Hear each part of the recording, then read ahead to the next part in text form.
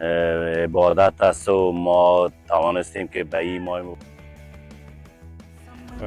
di pemain-pemain yang masuk kategori usia muda atau usia dini, yang perlu dipahami adalah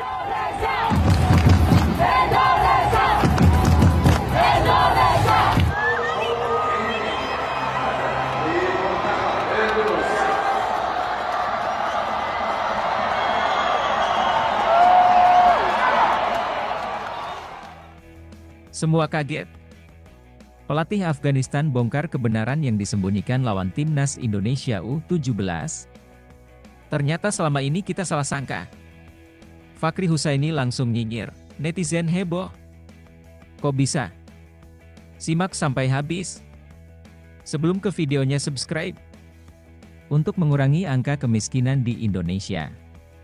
Kalau sudah, mari kita lanjut. Tak ada yang lebih menggugah dari sebuah pengakuan tulus yang datang dari pihak yang telah kalah. Di panggung Piala Asia U17 2025, pelatih Afghanistan U17, Elyas Ahmad Manucher, justru mencuri perhatian publik menjelang laga terakhir fase grup. Saat sebagian orang mungkin memilih bungkam dalam kekalahan, Manucher malah angkat bicara, dan ucapannya membuat semua orang terdiam. Indonesia bermain sangat baik sepanjang fase grup ini. Mereka pantas berada di puncak klasemen. Kata-kata itu bukan sekadar basa-basi. Itu keluar dari mulut pelatih yang tahu timnya sudah tersingkir. Ia bisa saja menghindar dari konferensi pers, menyalahkan cuaca, atau bahkan menyalahkan wasit. Tapi yang ia lakukan justru sebaliknya, menghormati lawan. Manucher tidak menutupi kenyataan. Afghanistan kalah telak dalam 2 laga awal. Mereka dihajar Korea Selatan 6-0. Sebelumnya pun mereka tumbang. Tapi menghadapi Indonesia, ia tahu laga ini lebih dari sekadar skor akhir. Ini tentang bagaimana mereka menghadapi tim yang sedang tumbuh menjadi raksasa baru di Asia. Saya tahu laga terakhir ini akan sangat berat bagi kami. Tapi kami tetap akan bermain dengan semangat. Kami ingin menutup turnamen ini dengan kepala tegak, lanjutnya. Kata-katanya terdengar seperti kalimat perpisahan. Tapi juga seperti bentuk respek kepada Garuda Muda yang kini menjelma menjadi kekuatan baru. Sementara itu, timnas U17 Indonesia sedang dalam performa terbaik. 2 kemenangan beruntun diraih dengan cara meyakinkan. Mereka tak hanya menang, mereka mendominasi. Mereka tidak hanya mencetak gol, tapi menunjukkan gaya bermain yang matang, cepat, dan penuh semangat. Kemenangan 4-1 atas Yaman menjadi momen puncak euforia. Di tengah suhu panas Jeddah, para pemain Indonesia tampil seperti kesatria. Mereka tak gentar, dan terus menekan. Gol demi gol tercipta bukan karena keberuntungan, tapi karena kerja keras dan kolektivitas. Nova Arianto, sang pelatih, nyaris tak pernah berteriak. Tapi ekspresi wajahnya selalu penuh makna. Ia tahu anak-anak ini bukan hanya bermain bola. Mereka sedang membawa mimpi jutaan rakyat Indonesia di pundak mereka. Dan Nova, dengan caranya yang tenang tapi tegas, mengarahkan mereka satu persatu menuju pintu sejarah. Ketika peluit panjang berbunyi di laga melawan Yaman, dunia seolah berhenti sejenak. Indonesia menang. Indonesia lolos ke babak 8 besar. Tapi yang lebih membanggakan, Indonesia lolos ke Piala Dunia U17 2025. Untuk pertama kalinya, melalui jalur kualifikasi resmi. Tanpa embel-embel tuan rumah. Tanpa belas kasihan, berita ini menyebar cepat. Dari media sosial, siaran berita, sampai obrolan warung kopi di kampung-kampung. Semua membicarakan satu hal, timnas U17 kita akhirnya menembus batas. Ini bukan lagi mimpi.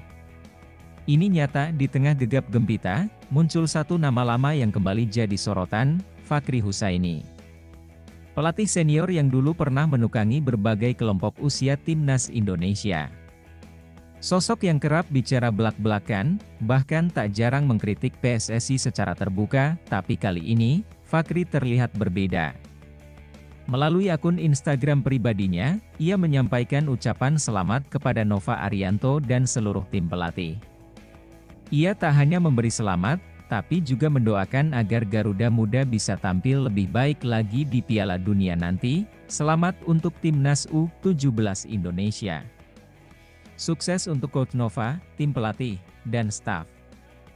Doa terbaik untuk meraih prestasi optimal di Piala Dunia U17 Qatar 2025, tulisnya. Namun, bagi mereka yang PK, ada nuansa lain dalam ucapannya.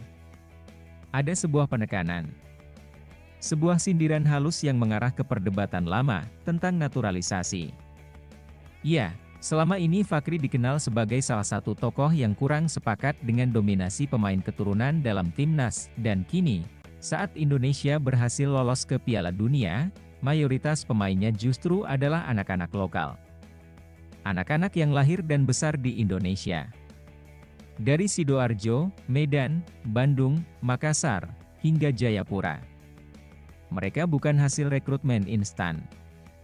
Mereka adalah hasil tempaan tanah air sendiri, meski ada 1-2 pemain keturunan seperti Matthew Baker, tapi sorotan kini tertuju pada generasi muda yang benar-benar lahir dari sistem pembinaan lokal.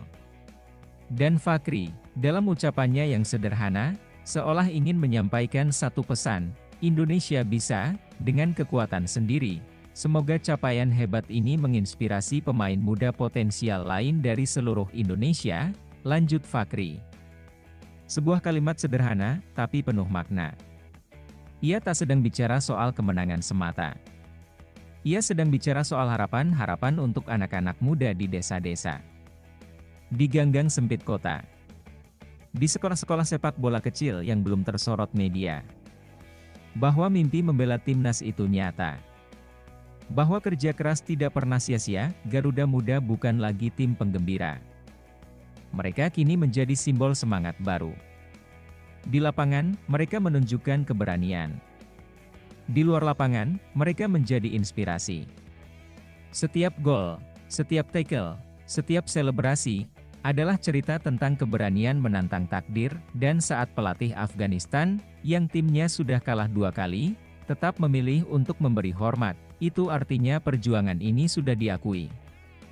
Bukan hanya oleh supporter sendiri, tapi oleh lawan. Laga terakhir melawan Afghanistan bukan sekadar pertandingan. Ini adalah penegasan bahwa Indonesia bukan lagi tim yang harus dikasihani, tapi tim yang harus diperhitungkan. Ketika peluit babak pertama berbunyi nanti, Garuda Muda akan kembali mengepakkan sayap. Bukan dengan beban, tapi dengan kebanggaan. Mereka tahu seluruh negeri menonton. Mereka tahu seluruh negeri berharap, dan bagi para pemain muda yang kini sedang menyusun mimpi, lihatlah ke lapangan itu. Lihatlah bagaimana anak-anak biasa bisa menulis cerita luar biasa. Karena perjuangan tak pernah mengenal usia. Dan semangat Garuda tak pernah padam. Kini, sorotan dunia mulai mengarah ke Indonesia. Media asing mulai menyebut nama-nama yang sebelumnya asing di telinga mereka, nama-nama anak bangsa yang mungkin dulu hanya bermimpi bermain di stadion besar, kini diliput oleh kamera-kamera internasional. Mereka tak hanya bermain bola. Mereka sedang memperjuangkan harga diri sebuah bangsa. Di tengah atmosfer yang semakin menegangkan, Nova Arianto tetap menjaga ketenangan. Baginya, perjalanan belum selesai. Lolos ke Piala Dunia memang prestasi, tapi menjaga konsistensi dan mental juara adalah tantangan sesungguhnya. Ia tahu, setiap langkah ke depan akan lebih berat. Tapi ia juga tahu, tim ini dibentuk bukan untuk mundur. Para pemain pun mulai menyadari bahwa mereka telah menjadi harapan. Di balik sorot lampu stadion, ada 2 ibu-ibu dari pelosok negeri. Ada harapan ayah-ayah yang menggenggam radio di tengah ladang. Ada anak-anak kecil yang berteriak, Indonesia, sambil menendang bola plastik di jalanan berdebu. Laga melawan Afghanistan akan menjadi ajang untuk memperkuat keyakinan. Bukan hanya soal menang, tapi tentang menunjukkan karakter. Tim ini harus tampil dengan determinasi penuh, bukan karena lawannya sudah tersingkir, tapi karena mereka ingin mengukir sejarah tanpa celah. Saat lagu kebangsaan berkumandang, dada akan dibusungkan. Mata akan menatap bendera merah putih yang berkibar. Dan saat peluit dibunyikan, seluruh semesta seolah berhenti sejenak. menyaksikan bagaimana anak-anak muda Indonesia kembali bertarung, membawa nama bangsa, dengan semangat yang tak bisa dibeli, dan ketika semua ini berakhir nanti, entah dengan kemenangan besar atau pelajaran yang berharga, satu hal pasti tertinggal di hati setiap penonton. Inilah generasi Garuda yang berani, yang tak pernah menyerah, yang berani bermimpi, dan membuktikannya di lapangan.